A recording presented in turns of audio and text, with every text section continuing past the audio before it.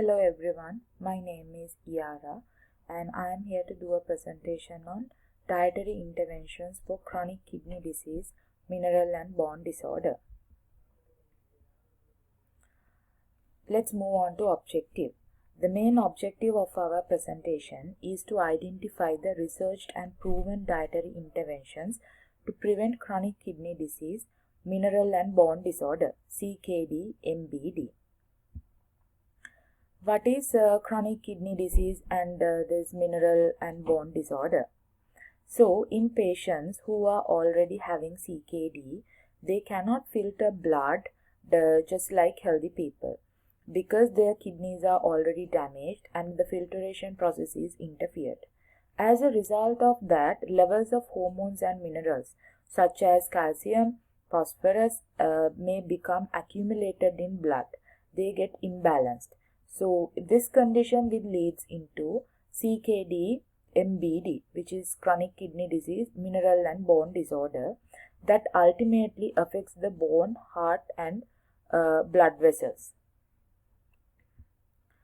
In the next slide, we'll talk about how dietary interventions can be used to prevent this condition.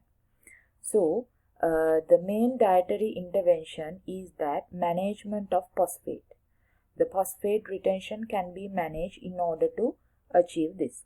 Current research indicates that phosphate retention plays a significant role in development of CKD-MBD.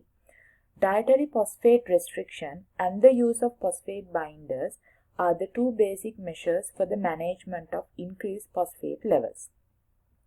In consideration of dietary phosphate restrictions, the level can be reduced to 800 to 1000 milligrams per day, and also by the use of phosphate binders, phosphate retention can be managed. So, even though dietary intervention seems to be uncomplicated, inexpensive and practical in comparison with drug therapies, the results of studies suggest that prolonged limitation of dietary phosphate intake can effectively prevent the development of secondary hyperparathyroidism, which is normally common in all stages of kidney disease. Now we'll look into types of diets, how this dietary intervention can be approached by different types of diets. Plant-based diets, low phosphate diets, low protein diet and supplemented very low protein diets, high protein diets in CKD. First, we'll move on to low protein diet. The target population of low phosphate diet is that dietary phosphate restriction is 800 to 1000 milligram per day, and the target population is patients who are not on dialysis. The major benefits of this low phosphate diet is this decreases serum phosphorus levels and also lowers the concentration of parathyroid hormone. But it has a bigger disadvantages, that is, this can lead to malnutrition. In adverse conditions, it can lead to muscle wasting. Dietary phosphate restriction is used commonly to improve outcomes, but the fact that phosphate intake usually parallels protein intake makes the situation much more complicated for CKD patients, because they need to receive adequate amount of protein to avoid malnutrition. This is the major problem related to CKD patients in use of low phosphate diet. Therefore, recently a new approach has been offered that considered the phosphate to protein ratio, which is the PPR, the phosphorus content per gram of protein. So, this strategy has several benefits as dietary managements for CKD patients. Now we'll look into what are these benefits. This is independent of the portion size or serving. Diet is planned to enrich both proteins and phosphates simultaneously. Patients get the chance to select from two similar options with different amount of phosphorus but almost equal amount of proteins. Next, we'll talk about most common additives that contain phosphorus. dicalcium phosphate, disodium phosphate, monosodium phosphate, phosphoric acid, etc. etc. So focus on limiting artificial phosphorus and get plenty of room for healthy plant protein because before exceeding the restriction limit. So where can we find this artificial phosphorus? When we check into the label of each and every product, we can in the section of ingredient we can look for PHOS ingredients that has PHOS on them. They are the ones that they are the food additives that contain phosphorus. Moving on to next slide. Here we have presented foods that are recommended on a low phosphorus diet, and also foods that are recommended not recommended for a low phosphorus diet. We have shown in related to proteins, in related to dairy products, grains, fruits and vegetables, desserts, and even drinks. So let's move on to the next dietary category, which is low protein diet and supplemented very low protein diet. This is basically suggested for pre-dialysis CKD patients with recommended dietary protein restriction.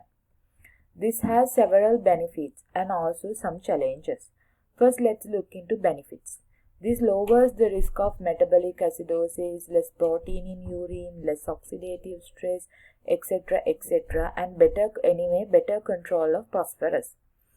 In long-term conditions, this can include in achieving a normal rate of bone formation.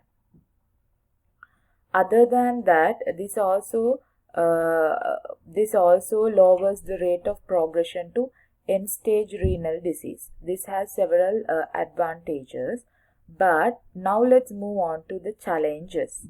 The main challenge of this low protein diet and supplemented very low protein diets are it can result to muscle breakdown and wasting.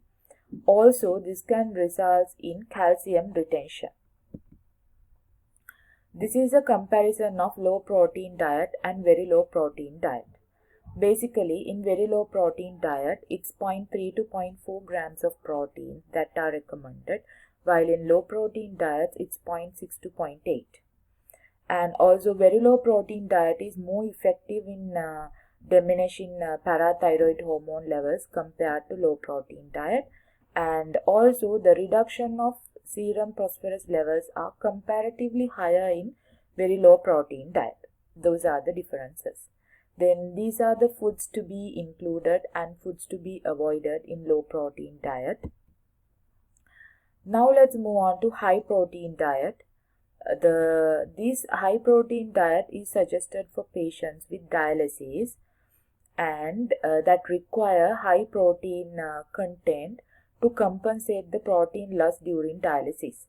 So this also has both advantages and disadvantages. Let's talk about advantages. It's good for bone health, and the disadvantages is that too much phosphorus intake, and this can increase the endogenous acid production, etc.